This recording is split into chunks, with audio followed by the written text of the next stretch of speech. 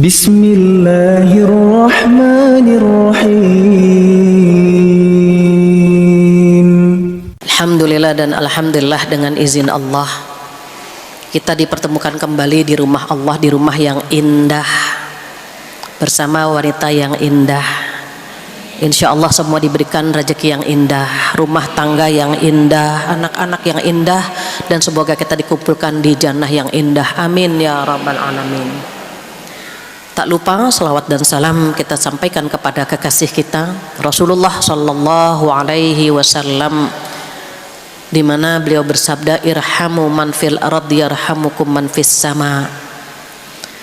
Cintailah penduduk di bumi, maka penghuni langit akan mencintaimu. Agama kita agama kasih sayang, Allah kita maha pengasih dan penyayang.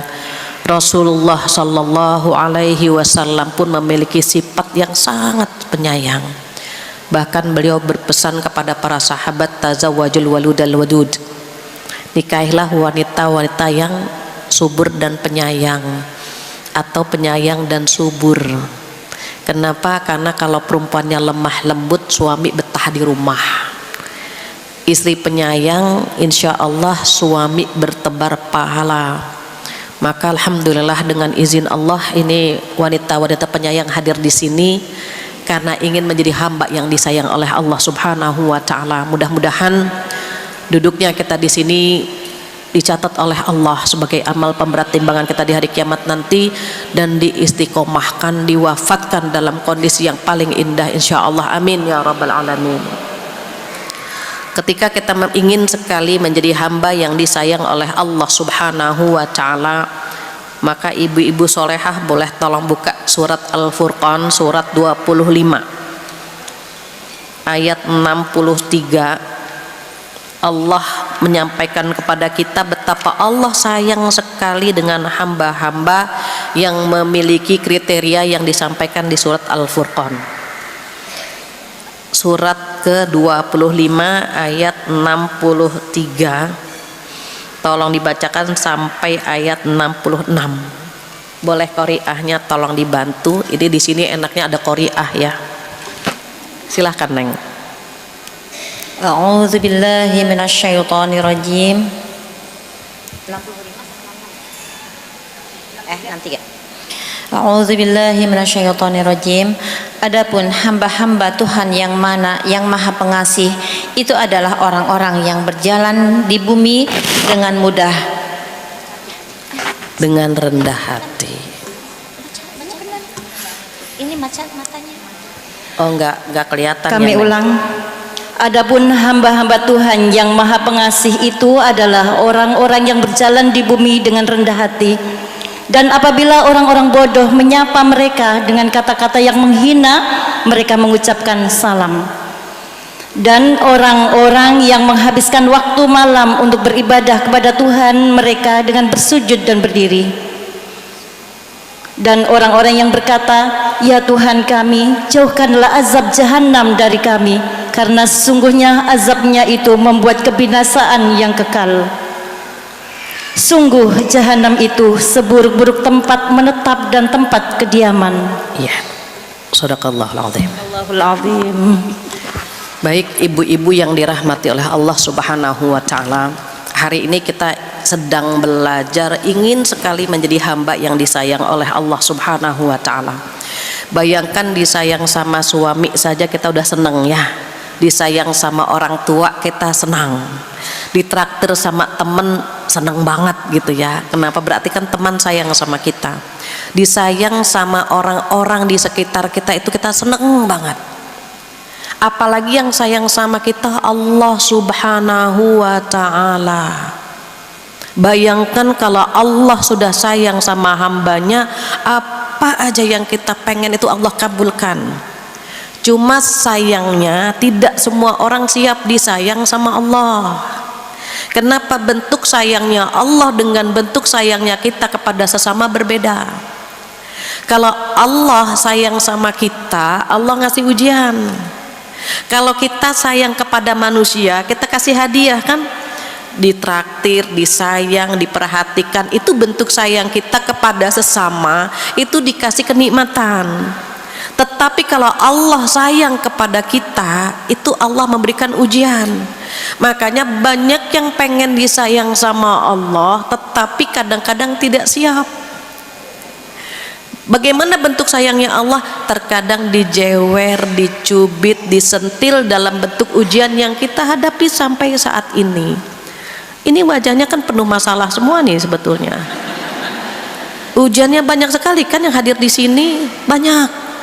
Itu sebetulnya tanda sayangnya Allah begitu. Makanya pengen disayang, tapi kadang-kadang kita belum siap. Karena dikatakan dalam Al-Quran, qalil, sedikit sekali orang yang memahami bahwa dia sedang disayang oleh Allah. Tapi kita pengen cari cara, gimana sih caranya biar disayang sama Allah. Maka di surat Al-Furqan ini diberitahukan sama Allah. Jadi nasihat itu ada dua, ada nasihat yang berbicara dan ada nasihat yang diam. Nasihat yang berbicara adalah Al-Quran, dan nasihat yang diam adalah kematian. Ibu kalau melihat orang baru meninggal pasti ikut ingat dengan kematian ya. Contohnya kemarin misalnya ada almarhumah Marisa Haque meninggal, semuanya ingat mati. Ya Allah, ternyata mati bisa mendadak, tidak harus sakit, tidak harus kecelakaan, tidak harus dalam bentuk peperangan. Itu bisa saja Allah mewafatkan kita, langsung kita ingat mati semua, betul kan? Walaupun gak lama tuh, cuma 3 hari, seminggu, setelah itu bikin dosa lagi kan kita. Tetapi pada saat kita ingat mati, itu sudah anugerah itu. Sama halnya ketika kita duduk di sini, ketika kita mendapatkan pencerahan, bertahan 3 hari, seminggu, itu anugerah itu. Termasuk mau duduk di sini saja itu sudah anugerah, rezeki dari Allah Subhanahu wa taala. Kenapa enggak semua orang kan bisa duduk di sini?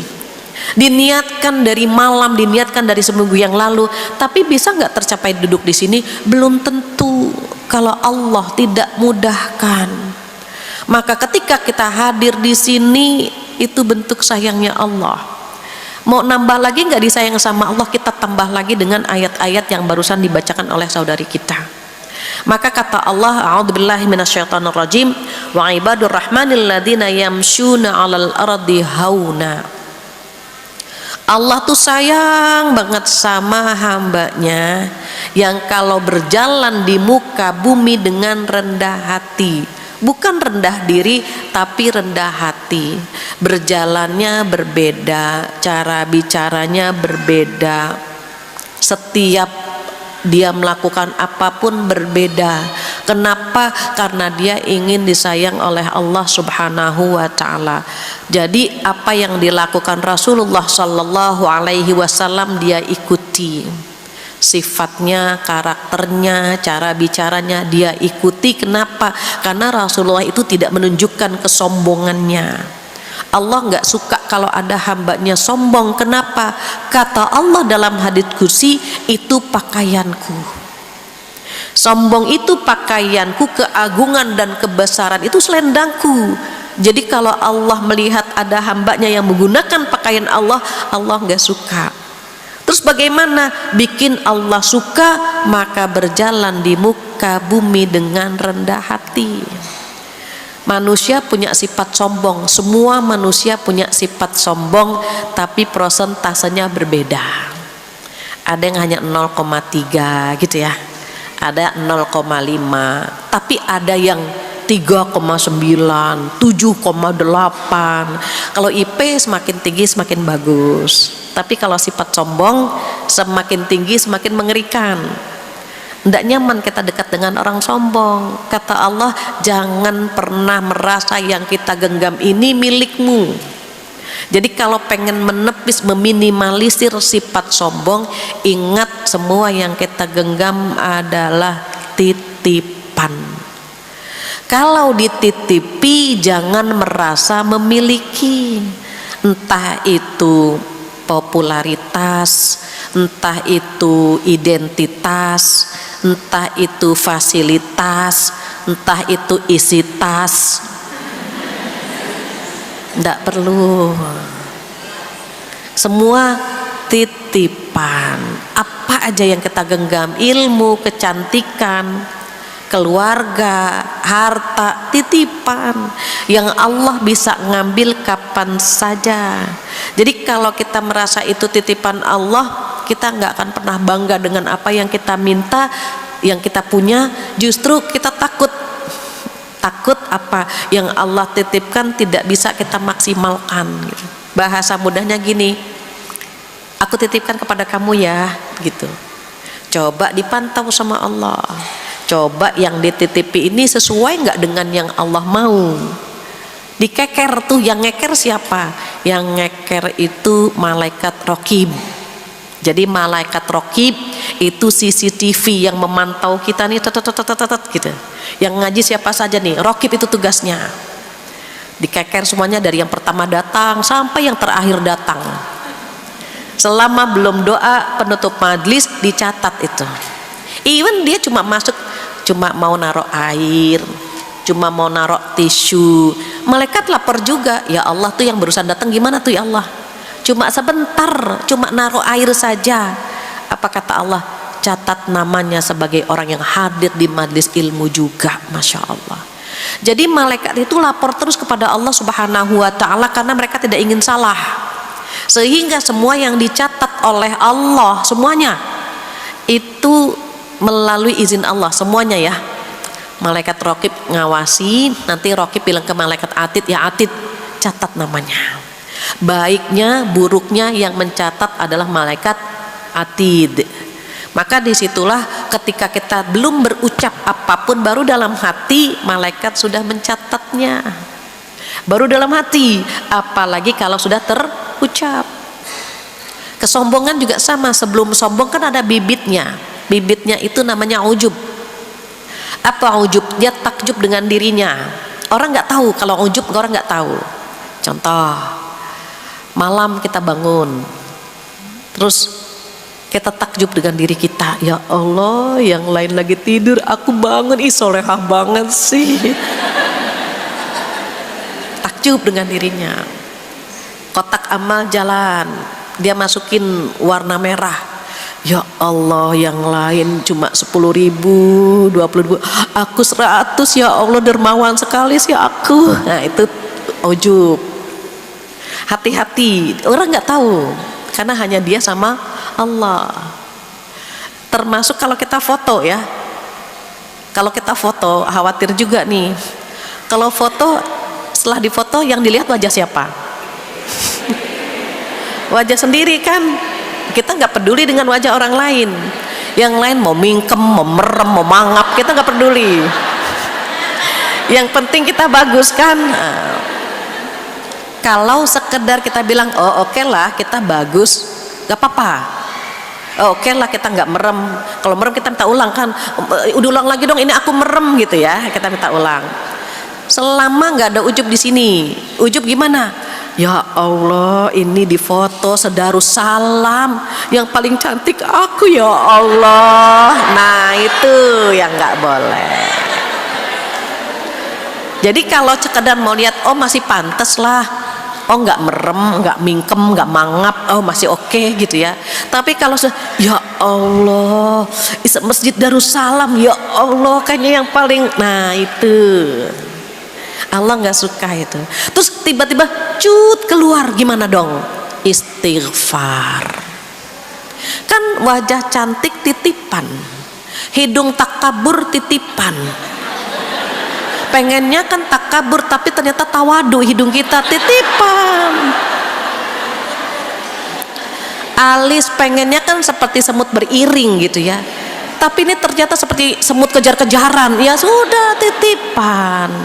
Semua yang Allah titipkan sama kita itu udah pantas gitu, udah pantas, sudah seimbang, jangan dilebihkan, jangan dikurangi. Maka merubah ciptaan Allah kan haram, berarti tidak bersyukur dengan yang Allah titipkan.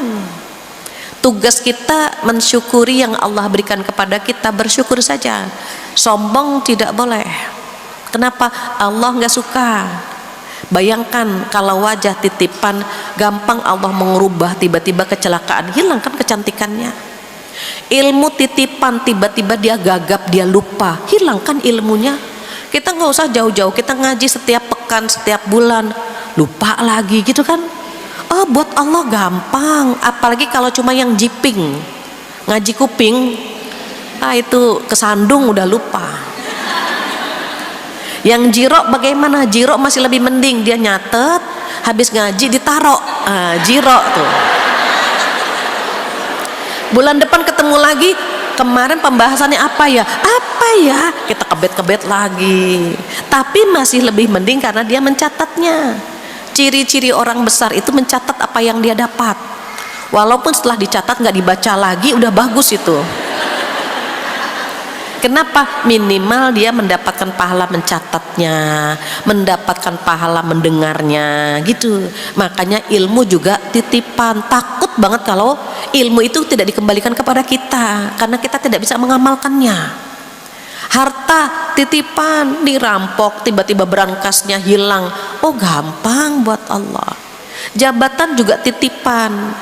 Maka kata Allah, a'udzubillahi minasyaitonirrajim, tu'til mulka man tasya wa tanzi'ul mulka mimman tasya. Yang ngasih kerajaan Allah, yang ngambil juga Allah. Jabatan tuh sementara, dia datang pergi. Kenapa? Karena titipan. Terus kita mau sombong dari mana gitu? Mau sombong lewat apa? Semuanya titipan. Kalau kita ingat bahwa semua titipan Allah, maka sombongnya itu bisa diminimalisir. Apalagi kalau udah ngaji seperti ini ya, insya Allah itu sombongnya tidak ada. Di sini ya, di sini. Kalau keluar lagi saya nggak tahu lagi. Minimal di sini sedang kita tekan sifat sombongnya itu minimal. Makanya tidak ada yang merasa bagaimana begitu. Karena kita tahu, oh ya titipan kok, semua titipan. Kita nggak tahu isi tas kita keluar dari sini aman atau tidak, sama itu titipan. Terus tugas kita apa? Menjaga titipan Allah. Bukan berarti punya Allah kok tas ditinggal, rumah titipan Allah, tidur nggak dikunci-kunci pintunya. Nggak begitu juga. Kewajiban kita menjaganya, kemudian kita serahkan kepada Allah Subhanahu wa ta'ala. Jadi ditekan sifat sombong itu dengan tawadhu. Kenapa? Allah suka. Nggak perlu pengajian itu isinya pameran, pamer tas, pamer jilbab, pamer sepatu gitu ya. Kenapa khawatir? Ada yang khawatir saja, ada yang hatinya dengki, khawatir saja. Kalau sudah dengki kan bahaya juga gitu. Mbak, jilbabnya sutra ya, habis kalau nggak sutra ketombean. Ada yang nggak suka. Mbak, tasnya ori ya, itu dia, saya kalau KW tuh alergi, nggak enak gitu ya. Biasanya misalnya kalau keringetan ngelap tisunya cuma gini, karena pakai berlian di jarinya ngelapnya gini. Nggak lah, di sini nggak ada yang begitu.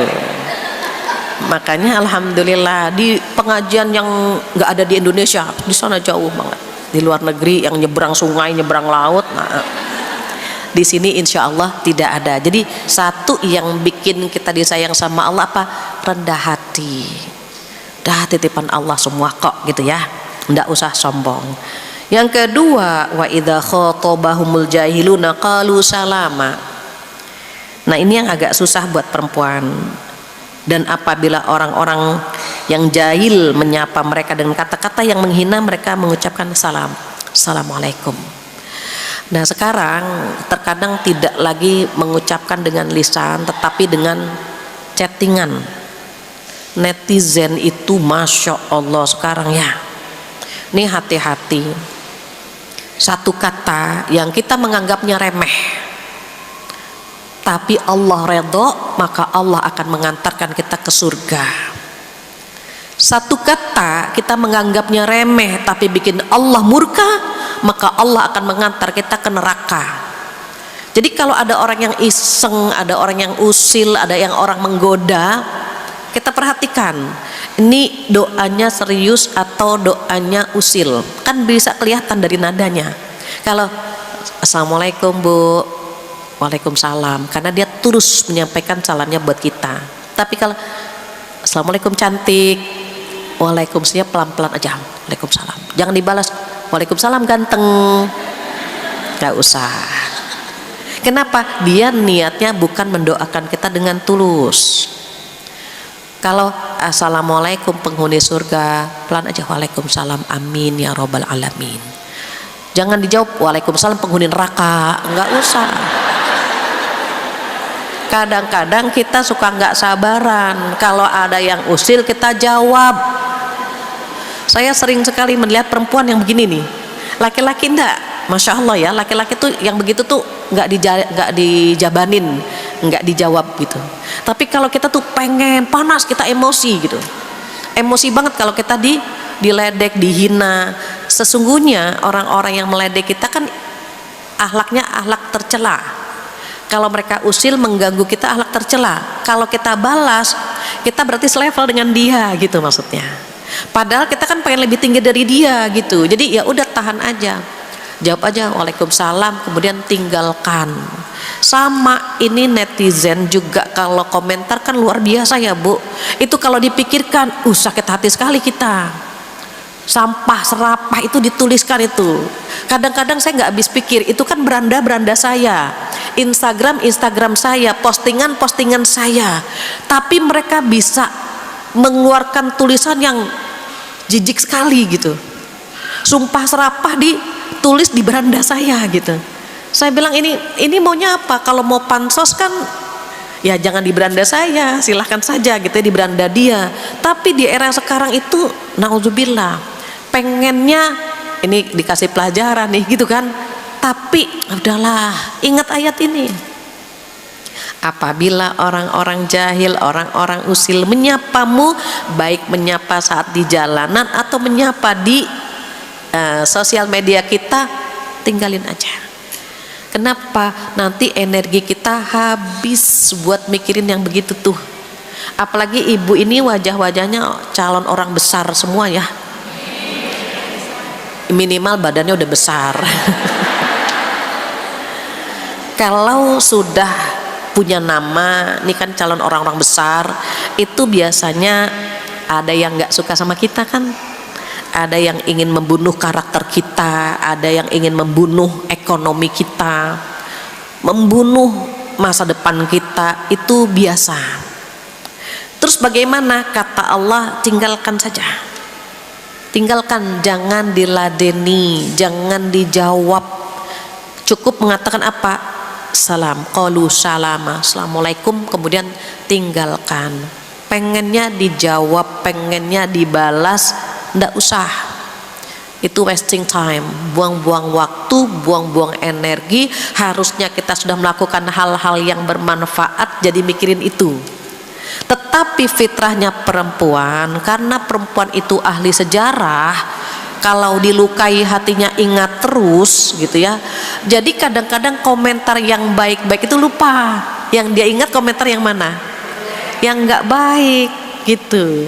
Padahal yang sayang sama dia banyak, yang perhatian sama dia banyak, yang benci sedikit, tapi yang dipikirkan yang mana, yang sedikit tadi. Terus gimana? Belajar nggak mau mikirin yang sedikit tadi. Sibukkan diri dengan orang yang sayang sama kita, sibukkan diri dengan hal-hal yang membangun kualitas kita, sibukkan diri dengan ibadah yang insya Allah menjadi bekal di hari kiamat nanti. Jadi yang begini nih cemen, tinggalin.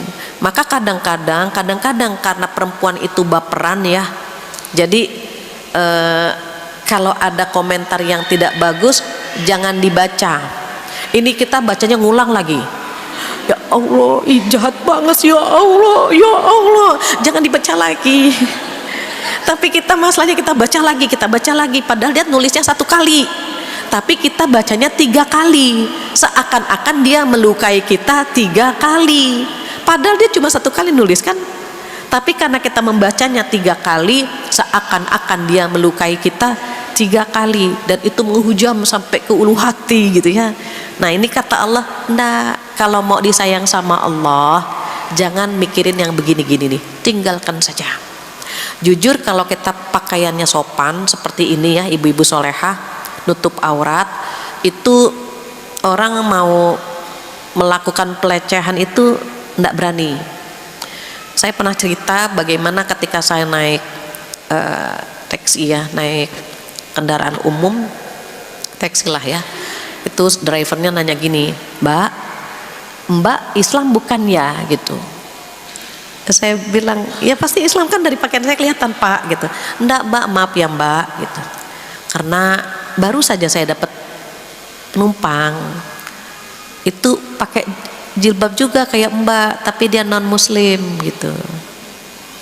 Terus ketika saya tanya kenapa gitu, sejak kapan pakai hijab gini, jawabannya dia, saya bukan orang Islam Pak gitu. Loh kenapa kok menutup aurat? Apa jawaban dia? Karena sejak saya menutup aurat saya di kantor dihargai, saya di kantor dihormati. Kalau saya pakai busana yang biasa saya pakai ke kantor, mereka nyolek punggung saya, pinggang saya, kadang-kadang paha saya. Mereka melakukan hal senon yang tidak pantas lah gitu kepada saya. Tapi setelah saya pakai ini, pakai hijab, dia bilang mereka menghormati saya. Apa jawaban dia?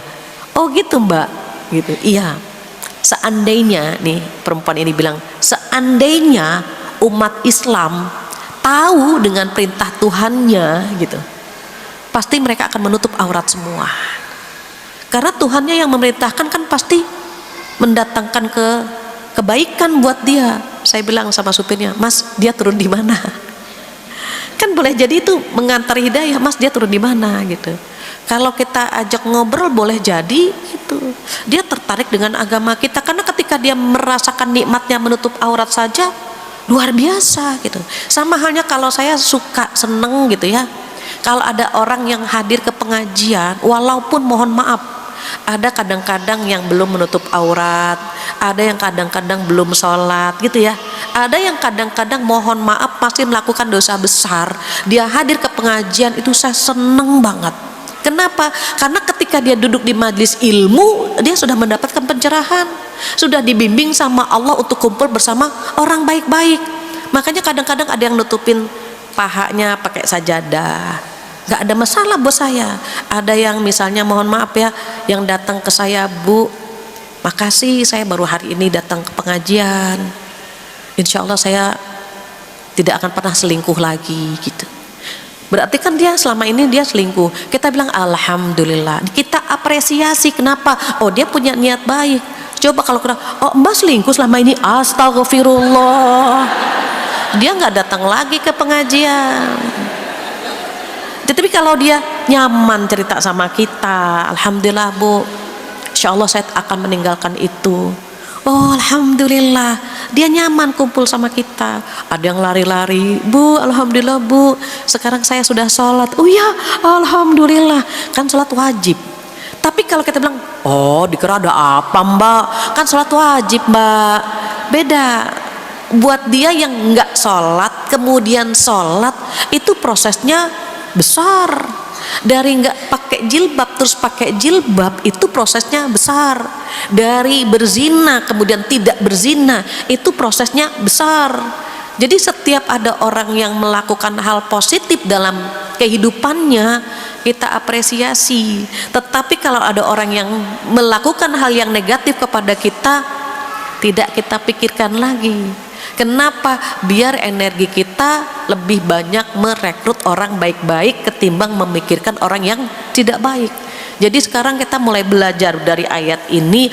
Oh kalau ada orang usil, ada orang yang tidak suka sama kita, haters. Haters itu sampai kapan pun ada.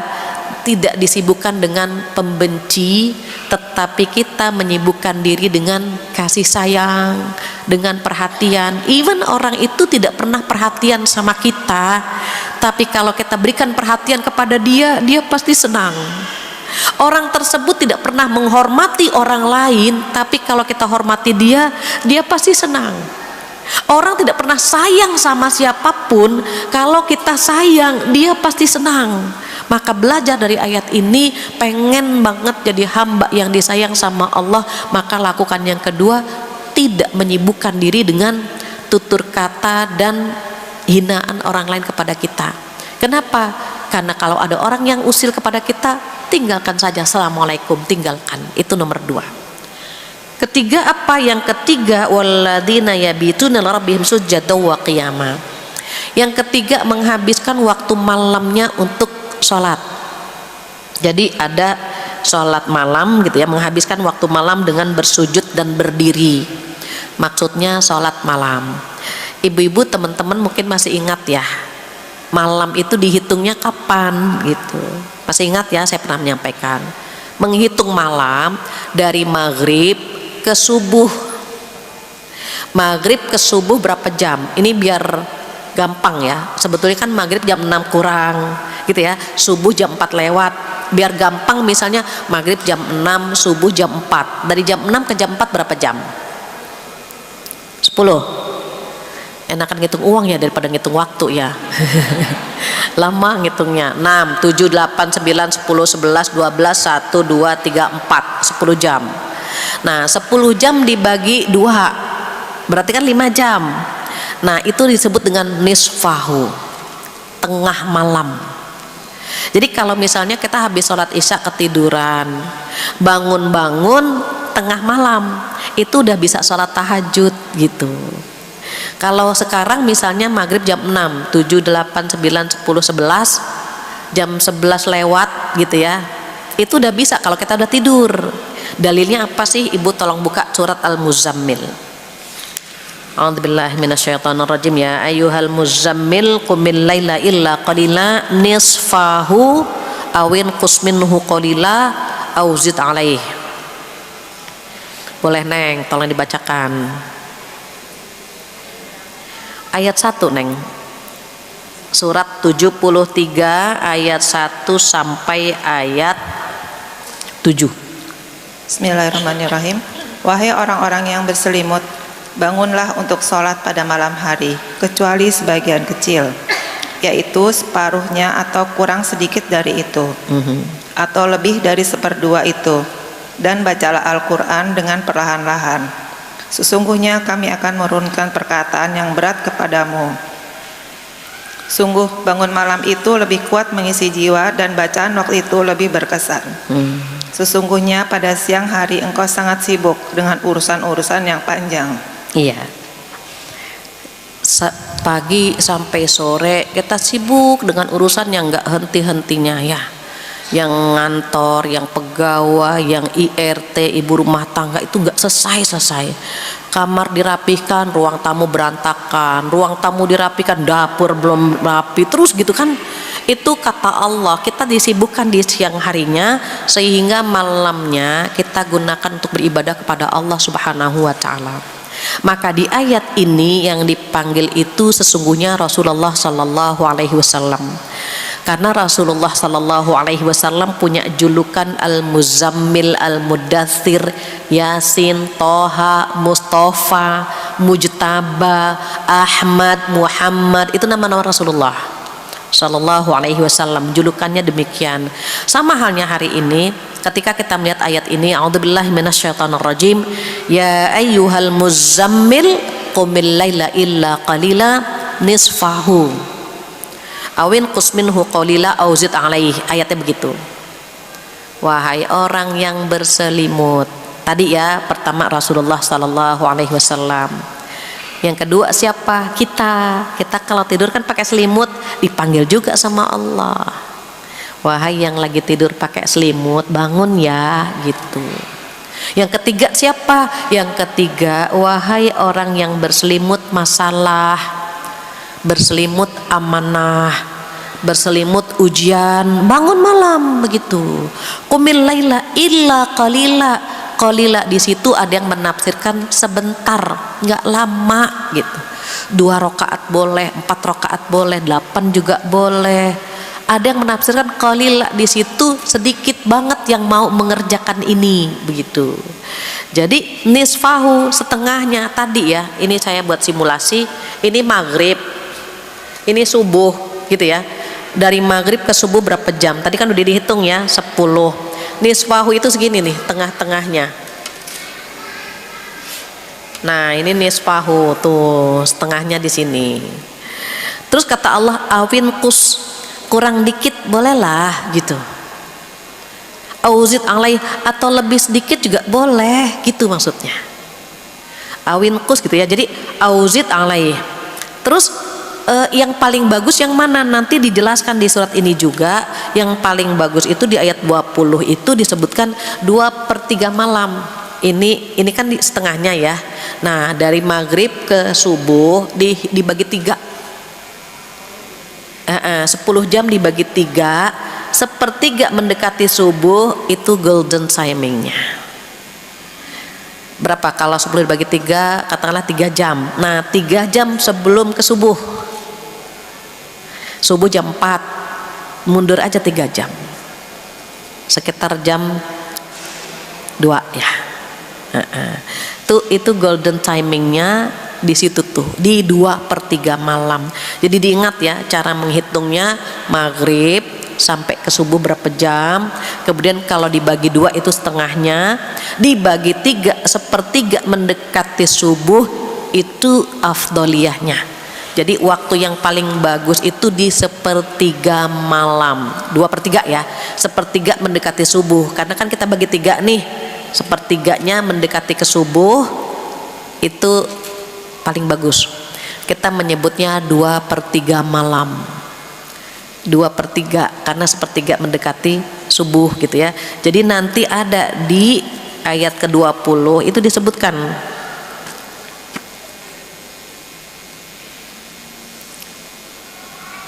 a'udzubillahi minasyaitonirrajim, inna rabbaka ya'lamu annaka taqumu adna min thulutsail lail wa nisfahu wa thulutsahu wa ta'ifatun minal ladzina ma'ak.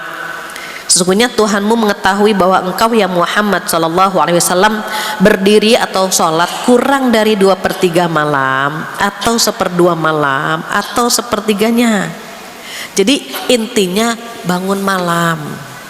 Sholat malam apa sih? Sholat malam itu semua sholat sunnah setelah isya, namanya sholat malam. Makanya sholat taraweh disebut dengan sholat malam. Kenapa? Karena sholat taraweh itu sholat sunnah yang dilakukan setelah isya. Jadi misalnya kita sholat witir itu masuk sholat malam. Kita sebelum tidur sholat istikharah itu sholat malam. Terus kita misalnya sholat hajat, kita kan banyak banget nih hajat kita sama Allah ya. Sebelum tidur sholat hajat 2 rakaat itu sholat malam. Sholat tahajud termasuk sholat malam begitu. Tetapi sesungguhnya sholat malam itu semua sholat sunnah setelah isya namanya sholat malam. Terus yang paling bagus yang mana? Yang tadi tuh yang mendekati ke subuh, 1/3 ke subuh itu paling bagus. Makanya kita dianjurkan untuk sholat tahajud 2 boleh, 4 boleh, 6 boleh, 8 boleh. Nanti ditutup dengan witir. Witir hanya ada 1 kali dalam 1 malam. Jadi misalnya kita sholat isya, kemudian ba'diyah, kemudian witir kan. Nah besoknya ndak usah witir lagi begitu, karena sholat witir hanya ada 1 kali dalam 1 malam. Witir artinya apa? Witir artinya ganjil. Kalau dilakukan 2 kali dia jadi genap, nggak jadi ganjil lagi. Nah sholat malam dengan sholat ditutup dengan witir tadi termasuk sholat sunnah muakkad yang Rasulullah Sallallahu Alaihi Wasallam tidak pernah meninggalkannya. Makanya nanti bisa kita rasakan ya kalau kita istiqomah. Istiqomah itu kan berat, yang ringan istirahat. Jadi kalau mau istiqomah sholat malam tuh berat memang, apalagi sekarang subuhnya agak malam ya. Kalau dulu kemarin-kemarin misalnya 4:30 kurang lewat ya, kita bangun 4:30 sudah bisa sholat 2 rakaat itu. Sekarang harus bangun jam 4 kan gitu. Makanya perlu ada effort, perlu ada kemauan. Kadang-kadang kita dibangunkan cuma pipis aja tidur lagi gitu. Atau terkadang cuma ngeliat jam, baru jam 2 atau baru jam 3 terus tidur lagi. Makanya Masya Allah ya, orang yang istiqomah sholat malam itu anugerah itu. Kita kadang-kadang suka permisif, suka minta izin sama Allah, ya Allah sekali-kali nggak tahajud dulu, ya Allah ngantuk banget ya Allah gitu. Kadang-kadang ya Allah nggak doa dulu, ya Allah ya lagi capek banget ya Allah. Kita kan masih kadang-kadang qobliyah ba'diyah juga kan gitu. Sekali-kali nggak qobliyah dulu, ya Allah badan pada pegel banget gitu. Kenapa? Mau istiqomah tuh susah. Jadi kalau kita dikasih kemudahan gitu ya, itu seperti kita dikasih undangan lah sama Allah itu. Kita duduk di sini kan undangan Allah kan, dibimbing kita datang ke majelis ilmu. Sama orang sholat malam, orang sedekah, semua amal soleh yang dilakukan sama dia itu seperti undangan dari Allah, dan dia memenuhi undangan tersebut. Sebenarnya kita diundang semua sama Allah, cuman ada yang bisa kita penuhi, ada yang tidak bisa kita penuhi. Jadi kalau ada suara kebaikan hadir di dalam hati kita, mau sedekah tunaikan, itu undangan dari Allah. Mau sholat malam tunaikan, itu undangan dari Allah. Mau puasa sunnah tunaikan, itu juga undangan dari Allah. Tinggal kita pilih tuh di antara undangan-undangan kebaikan dari Allah, mana yang kita ambil. Jangan nggak diambil semuanya, sayang. Diundang kok sama Allah, kan nggak semua orang diundang. Ada nggak orang nggak pengen sholat? Banyak. Nggak pengen sholat, nggak pengen puasa, nggak pengen sedekah, nggak pengen hadir di majelis ilmu. Banyak kan yang nggak dapat undangan dari Allah gitu. Terus kita diundang, nikmati. Ya Allah alhamdulillah kita diundang, ya Allah alhamdulillah gitu. Kalaupun kita pernah meninggalkan karena ada uzur syar'i yang memang ya kita nggak bisa melakukannya gitu ya, cari nih undangan-undangan Allah yang bisa kita lakukan. Di antaranya kata Allah, bangun malam. Kalau mau disayang sama Allah itu alasannya apa sih? Kan siang-siang kamu sudah sibuk dengan urusan duniamu, maka sisihkan waktu di malam harimu. Bahkan dikatakan oleh Allah apa? Inna nasyi'atal laili hiya asyaddu wat'a wa aqwamu qila. Sesungguhnya salat malam itu mengisi jiwanya lebih berat, dan bacaan di waktu malam itu lebih berkesan. Oke, saya buat ini simulasi. Kalau ibu-ibu itu kan kalau nggak pakai contoh suka ngambang ya ilmunya ya. Jadi harus pakai contoh terus. Ini botol, saya senggol gitu ya, jatuhkan karena dorongannya kecil, senggolannya pelan, goyang tapi nggak jatuh. Kalau kosong, walaupun nyenggolnya kecil langsung gubrak gitu kan. Nah, orang sholat malam itu seperti jiwa kita yang goyang terus diisi gitu. Kalau digoyang sedikit udah jatuh, digoyang lebih besar dia goyang memang, tapi akan berdiri lagi. Mental kita begitu. Kalau sholat 5 waktu sudah bisa mengisi jiwa, sholat malam lebih bisa ngisi jiwa lagi. Tiba-tiba ujian Allah di mata kita jadi ringan saja. Anak sakit biasa gitu. Oh suami lagi lincah nih, oh pulang lagi kok gitu. Tapi kalau ngisi jiwanya ringan, itu cuma disenggol sedikit aja, goyangnya itu luar biasa, bahkan jatuh. Makanya banyak yang bertanya, Bu Fatia, teman saya diuji, dia bilang apa? Saya pas hijrah ujiannya berat, saya nggak sanggup gitu. Kemarin-kemarin saya nggak berat ujiannya, pas hijrah, pas tutup aurat ujian saya berat, saya nggak jadi hijrah deh gitu. Akhirnya apa? Dibuka lagi jilbabnya. Ada jamaah saya yang bertanya seperti itu. Nih gimana Bu, teman saya itu merasa kok pas hijrah itu kok banyak banget ujiannya gitu. Saya nggak sanggup gitu.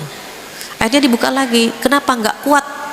Saya bilang sebenarnya ketika dia hijrah, dia merapat kepada Allah. Allah tuh lagi sayang-sayangnya sama dia. Kan tadi di awal sudah saya sampaikan cara sayang Allah kepada kita dengan memberikan ujian. Allah lagi sayang-sayangnya sama dia, tapi dia nggak mau disayang. Nggak mau, kan seakan-akan gitu. Nggak mau disayang sama Allah, dibukalah jilbabnya. Kenapa? Nggak kuat, karena merasa kemarin-kemarin kayaknya hidup saya biasa-biasa saja kan gitu. Pas hijrah, pas dekat sama Allah, kok makin berat ujiannya. Nggak jadi deh. itu seperti tumpukan buku. Ini buku ditumpuk, dia masih rata. Pas tumpukannya tinggi, kan agak goyang kan buku itu, tet gitu. Kalau dia goyang, jatuh, sama halnya berarti dia belum kuat ditempatkan di level itu, maka Allah turunkan ke tempat semula. Sedih kan kalau kita dikembalikan ke tempat semula. Terus gimana dong? Wasta'inu bis sabri wasshalah, minta tolong dengan sabar dan sholat. Lagi goyang nih, kayaknya perlu bangun malam nih gitu. Waduh, hujan lagi kenceng banget nih, kayaknya ngisi jiwanya harus lebih besar lagi nih gitu. Nanti kalau ngisi jiwanya besar, ini kan valid ayat Allah, sesungguhnya bangun di waktu malam mengisi jiwanya lebih besar, dan bacaan Al-Quran di waktu malam lebih berkesan. Kita kalau baca surat di waktu siang atau waktu sore kan biasa-biasa aja ya, Bismillahirrahmanirrahim, 3 kul lagi kita baca, Qul huwallahu ahad, itu lagi yang kita bacakan karena buru-buru mau jemput anak sekolah, mau ini, bacanya tuh 3 kul terus, Qul huwallah, Qul a'udzu birabbil falaq gitu ya. Kelihatan wajahnya wajah cool gitu ya. Enggak lah insyaallah. Terus kalau malam-malam kita bacanya kan nggak terburu-buru, nggak ngejemput anak, nggak masak, jadi kita bisa ngambil surat yang agak panjang sedikit, kemudian lebih berkesan. Terus bagaimana kok kadang-kadang kita sholat tapi kok kering? Kata Rasulullah, kalau baca itu sholat itu pura-pura nangis. Misalnya kita baca gini, Bismillahirrahmanirrahim, ya ayyuhal muzammil, biasa aja tuh gitu. Terus di tengahnya atau yang pendek wadduha gitu ya, kok biasa aja nggak ada rasa, dibikin suara kita kayak orang nangis, wadduha walaili idza saja gitu, nanti lama-lama nangis kok. Yang penting jangan bersuara, jangan wadduha, nggak boleh. Dibikin suara kita kayak orang nangis. Ibu praktekkan coba, bener nangis kita, wadduha walaili idza saja. Apalagi kalau kita tahu artinya, masya Allah. Ibu tahu ketika baca ini termasuk surat favorit ya, wadduha dengan alam nasyrah, itu surat yang turun khusus Rasulullah, untuk Rasulullah sallallahu alaihi wasallam. Jadi surat ad-duha dengan alam nasyrah itu surat yang khusus diturunkan kepada Rasulullah sallallahu alaihi wasallam. Ibu kalau tahu artinya, masya Allah, nikmat banget. Ketika kita bilang demi waktu duha gitu ya, kemudian demi waktu malam, ada kalimat mawadda'aka rabbuka wa ma qala, Tuhanmu tidak akan pernah meninggalkanmu dan Tuhanmu tidak akan pernah membencimu. Kita baca itu mewek kita, ya Allah, Engkau tidak akan pernah meninggalkan hamba, ya Allah, Engkau tidak akan pernah membenci hamba, ya Allah. Ujian kita berat banget kan ada Allah gitu, ya Allah, Engkau tidak akan pernah meninggalkan hamba, ya Allah. Kita baru sampai mawadda'aka rabbuka wa ma qala, itu langsung nangis kita. Tuhanmu tidak akan pernah meninggalkanmu, langsung gitu.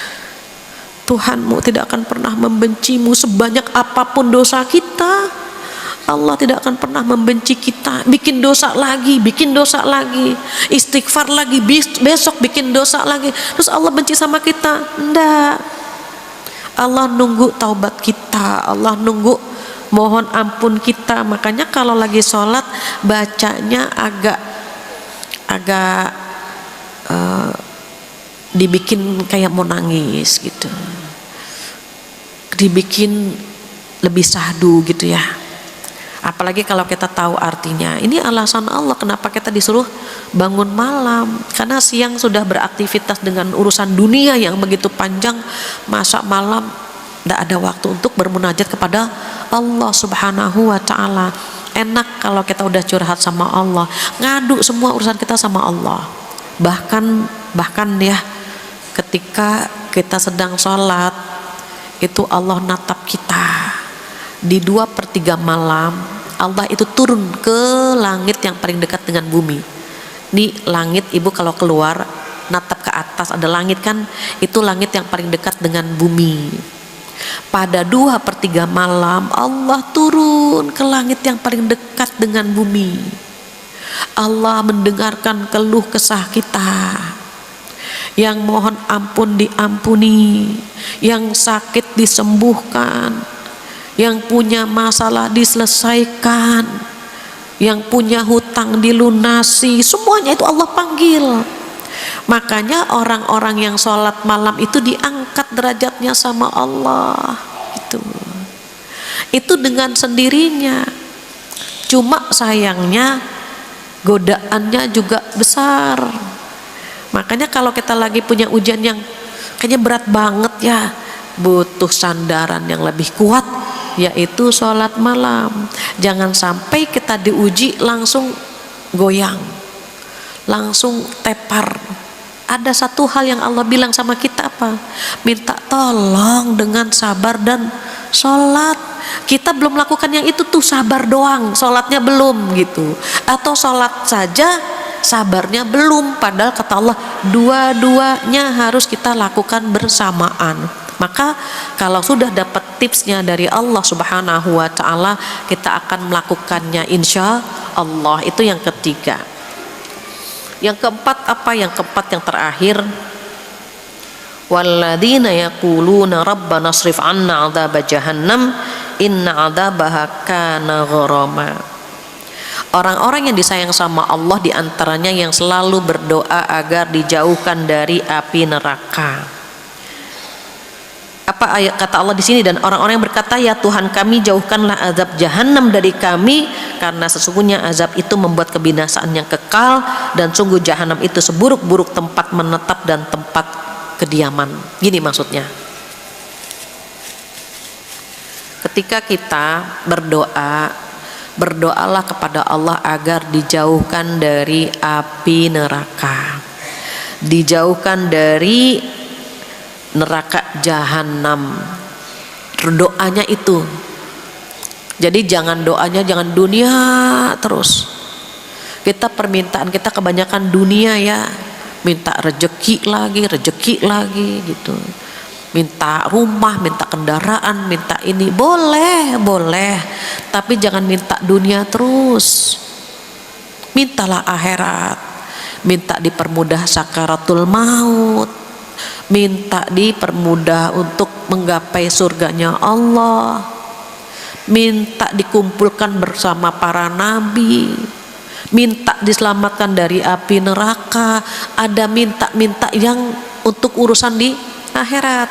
Walaupun doa yang paling lengkap doa sapu jagad, Rabbana atina fid dunya hasanah wa fil akhirati hasanah wa qina adzabannar. Ada kalimat wa qina adzabannar. Nah itu, kalau kita doanya serius, cuman doa itu saja tuh, Rabbana atina saja, itu kita bahagia dunia akhirat.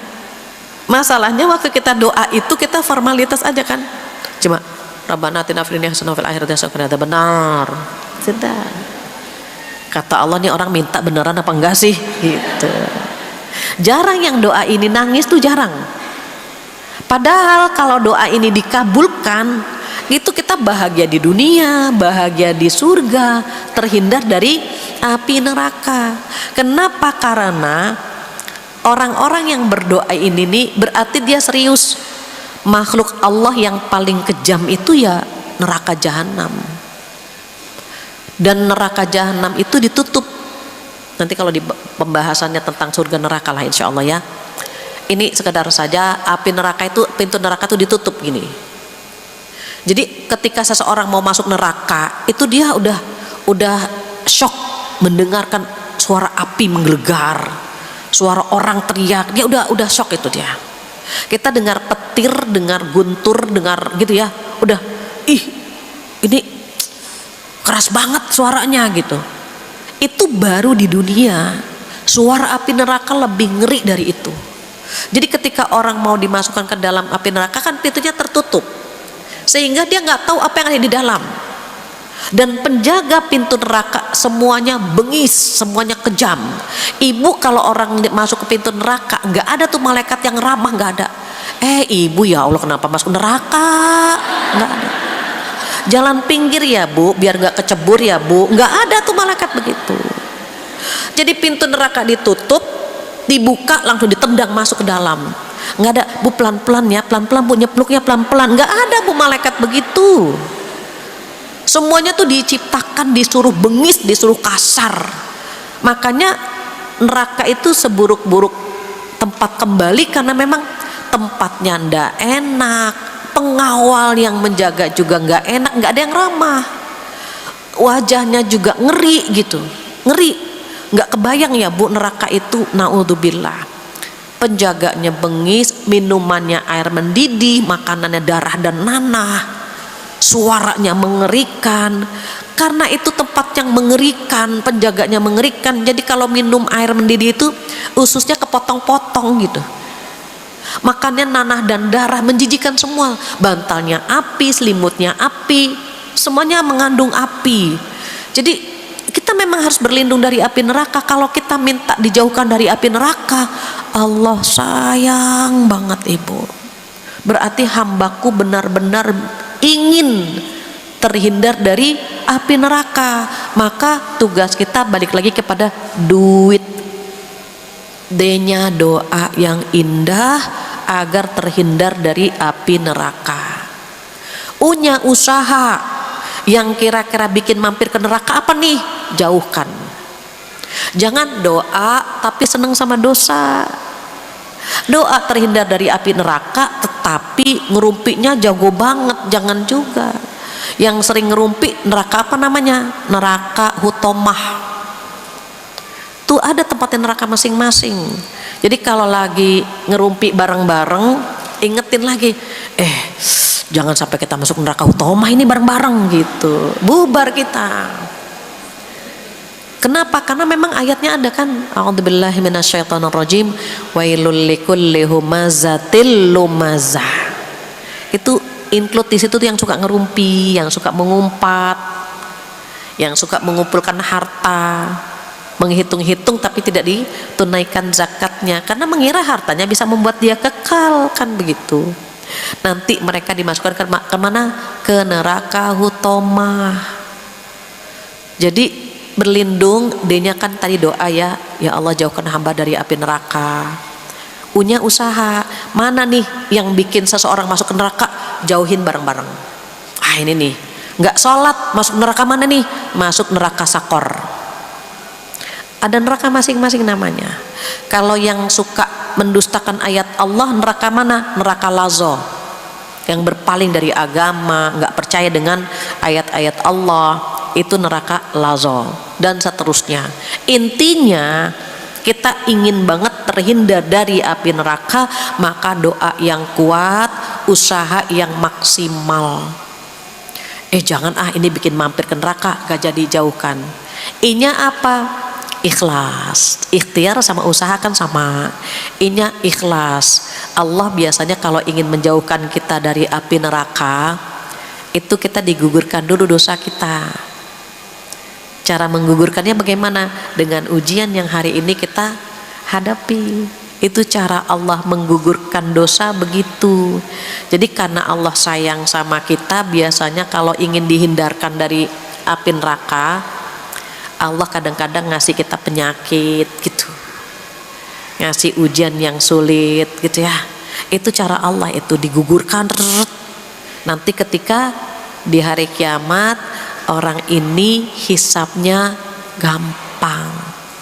Kenapa? Sudah digugurkan. Maka kalau sedang digugurkan dosa-dosa kita, ikhlas menerimanya. Kalau lagi ada keluar kata-kata yang tidak layak, istighfar, astagfirullahaladzim, astagfirullahaladzim, begitu. Ibu hamil, ibu menyusui, itu pahalanya besar. Ibu yang merawat anak-anak, pahalanya besar. Capeknya kita itu menggugurkan dosa-dosa itu. Capek ngurus anak, capek ngurus suami, capek hati, capek pikiran, capek fisik, semuanya menggugurkan dosa. Ikhlas kita jalani.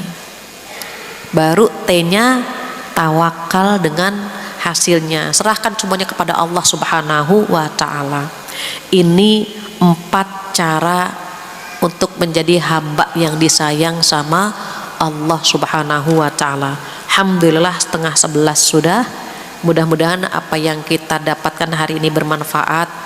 Insya Allah bulan depan kita bertemu lagi, agak berbeda hari ya, bukan hari Kamis, insya Allah hari Rabu kedua ya Neng.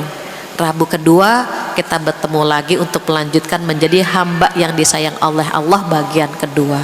Demikian ibu-ibu solehah, mudah-mudahan apa yang kita dapatkan hari ini bisa kita amalkan dan dikuatkan oleh Allah mengamalkannya.